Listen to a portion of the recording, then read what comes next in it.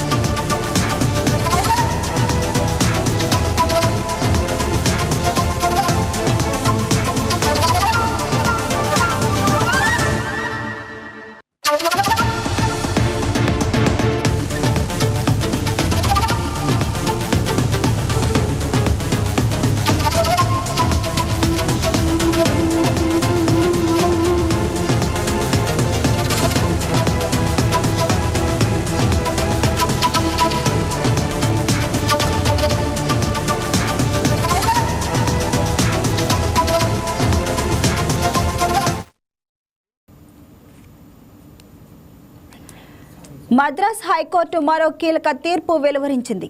దేవుడెక్కడో VIP అంటే పేర్కొంది.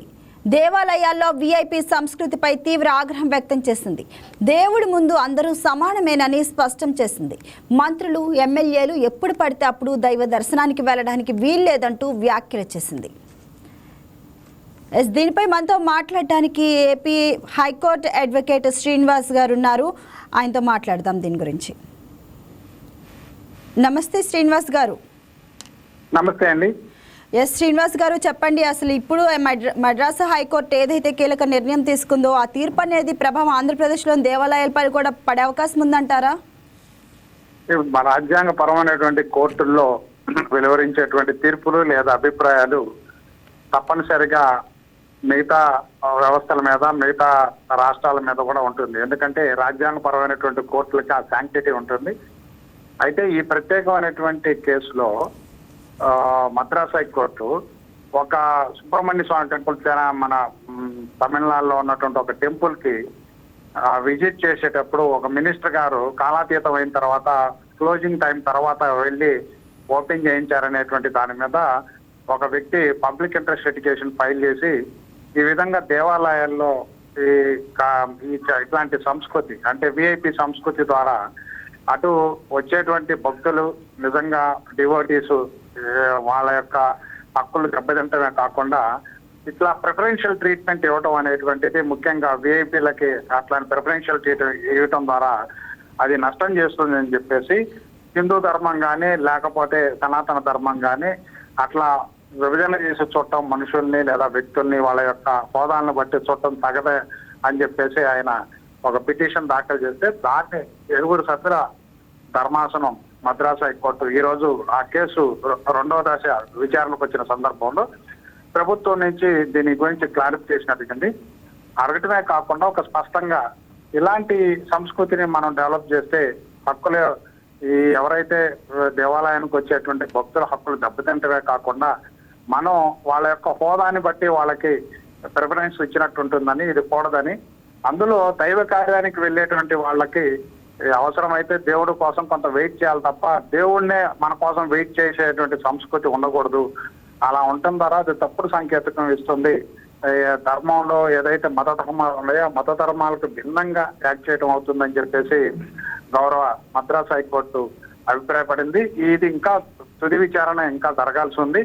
అయితే ప్రభుత్వం నుంచి వచ్చినటువంటి ఏదైతే సమాధానం ఉందో దాన్ని బట్టి కోర్టు ఇక్కడ నుంచి దేవాలయాల్లో ఇలాంటి ప్రిఫరెన్షియల్ ట్రీట్మెంట్ అంటే ఖచ్చితంగా విఐపి సంస్కృతిని అరికట్టేందుకు చర్యలు తీసుకోవాలని చెప్పేసి మద్రాస్ హైకోర్టు దిశ ధర్మాసనం ఆ రాష్ట్ర ప్రభుత్వానికి ఆదేశాలు ఇచ్చింది. అందుకని ఇక నుంచి మనం చూస్తే అనేకమైనటువంటి దేవాలయాలు, ముఖ్యంగా ఆంధ్రప్రదేశ్ లో ఉన్నటువంటి లార్డ్ వెంకటేశ్వర తిరుపతిలో ఉన్నటువంటి టెంపుల్ కానీ ఇంకా కొన్ని దేవాలయాల్లో అట్లాగనే శ్రీశైలం ఇలాగా కొన్ని ప్రాధాన్యత కలిగినటువంటి టెంపుల్స్ ఎక్కడైతే దైవ దర్శనానికి కొన్ని వేల లక్షల మంది రోజువారీ వెళ్తుంటారో ఈ విఐపి దర్శనాల వల్ల కొంత ఇబ్బంది జరుగుతూ ఉంది. దానివల్ల భక్తులు గంటల తరబడి క్యూలో లైన్లో నిలబడాల్సిన పరిస్థితి వస్తూ ఉంది.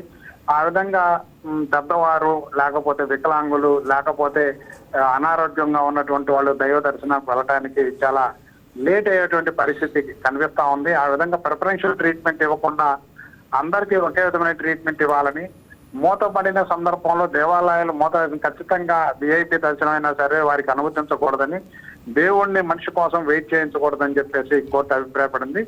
ఇది ఖచ్చితంగా ఏంటంటే పాజిటివ్ సంకేతం. ఎందుకంటే దేవాలయానికి వచ్చే వాళ్ళందరూ ఇప్పుడు మామూలుగా భారత రాజ్యాంగంలో ఆర్టికల్ 14 ప్రకారం కూడా ఈక్వాలిటీ బిఫోర్ లా అని ఉంటుంది. చట్టం దృష్టిలో అందరూ సమానలే. వాళ్ళ హోదా, ఆర్థిక స్థితితో సంబంధం లేకుండా చట్టం అందరికీ ఒకే విధమైనటువంటి గౌరవాన్ని, ఒకే విధమైనటువంటి అవకాశాన్ని, ఒకే విధమైనటువంటి సమాన స్థాయిని సూచిస్తుంది. కాబట్టి అలాగా దేవాలయాల్లో ఖచ్చితంగా దాన్ని మెయింటైన్ చేయాలని చెప్పేసి గౌరవ మద్రాస్ హైకోర్టు అభిప్రాయాన్ని వ్యక్తం చేశారు. శ్రీనివాస్ గారు, thank you for joining us అండి. థ్యాంక్ యూ అండి.